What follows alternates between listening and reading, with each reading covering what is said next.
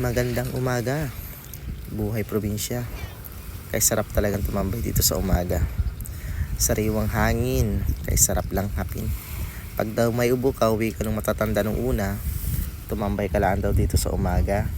At iyak, gagaling ka. Ngayong umaga, aking nakita, mga nakatambay na mga bangka ay marami pa. Marahil ay hindi nagsipalaot dahil walang sibad na isda sa umaga. Kaya sa gabi sila nagpapalakaya.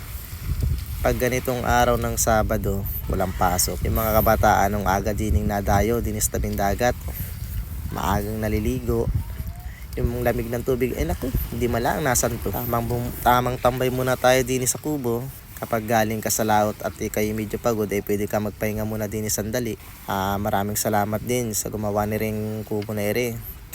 At pag ikaw ay magantay ng mga matabi galing sa laot, ayos na ayos. Tamang chillax ka muna dito. Habang ikaw ay nagpadalit na ng bunot dini, ng mga kahoy-kahoy dini na apagamitan mo sa pag-iyaw ng isda sa mga matabi. At eto nga pala guys, yung dulo ng airport dito sa amin, dito sa Barangay Bahay po yan. Ay ginagawa na nila yan para kung sakaling kayo ay uwi at galing kayong Manila, madali na kayo makakauwi. Hindi na kayo sasakay ng barko, sa aeroplano na lang para medyo sosyal.